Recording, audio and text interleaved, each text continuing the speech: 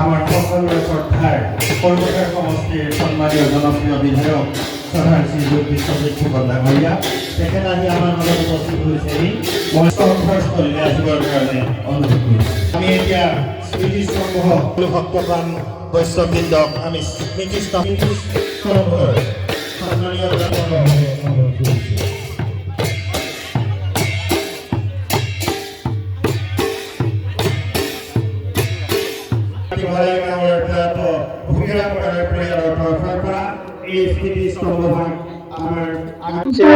টেঙানীলৈ আহিছিল।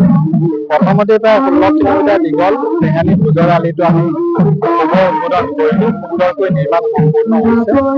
তাৰ পাছত 26 বৰীয়া যি ক্ষুদ্ৰ স্বাস্থ্য কেন্দ্ৰত সকল বিচনাযুক্ত হস্পিটেলৰ শুভাৰম্ভ কৰিলোঁ, উদ্বোধন কৰিলোঁ।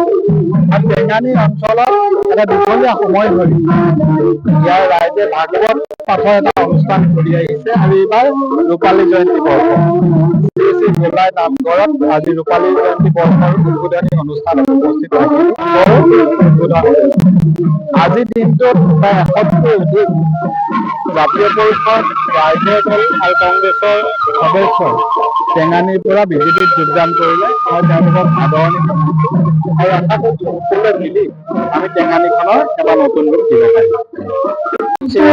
টেঙানীলৈ আহিছিল। প্ৰথমতে প্ৰায় 16 কিলোমিটাৰ দীঘল টেঙানী ভোজৰ আলিটো আমি উদ্বোধন কৰিলোঁ। সুন্দৰকৈ নিৰ্মাণ সম্পূৰ্ণ হৈছে। তাৰ পাছত 26 বৰীয়া যি ক্ষুদ্ৰ স্বাস্থ্য কেন্দ্ৰত সকল বিচনাযুক্ত হস্পিটেলৰ শুভাৰম্ভ কৰিলোঁ, উদ্বোধন কৰিলোঁ। আৰু টেঙানী অঞ্চলত এটা দীঘলীয়া সময় ধৰি ইয়াৰ ৰাইজে ভাগৱত পাঠৰ এটা অনুষ্ঠান কৰি আহিছে আৰু এইবাৰ ৰূপালী জয়ন্তী বৰ্ষ শ্ৰী শ্ৰী গোলাই নামঘৰত আজি ৰূপালী জয়ন্তী বৰ্ষৰ উদ্বোধনী অনুষ্ঠানত উপস্থিত উদ্বোধন আজিৰ দিনটোত প্ৰায় 100তকৈ অধিক জাতীয় পৰিষদ, ৰাইজৰ দল আৰু কংগ্ৰেছৰ সদস্যই টেঙানীৰ পৰা বিজেপিত যোগদান কৰিলে। মই তেওঁলোকক আদৰণি আৰু আশা কৰিছোঁ সকলোৱে মিলি আমি টেঙানীখনৰ এটা নতুন ৰূপ দিব পাৰিম। টেঙানীলৈ আহিছিল। প্ৰথমতে প্ৰায় 16 কিলোমিটাৰ দীঘল টেঙানী ভোজৰ আলিটো আমি উদ্বোধন কৰিলোঁ। সুন্দৰকৈ নিৰ্মাণ সম্পূৰ্ণ হৈছে। তাৰ পাছত 26 বৰীয়া যি ক্ষুদ্ৰ স্বাস্থ্য কেন্দ্ৰত সকল বিচনাযুক্ত হস্পিটেলৰ শুভাৰম্ভ কৰিলোঁ, উদ্বোধন কৰিলোঁ।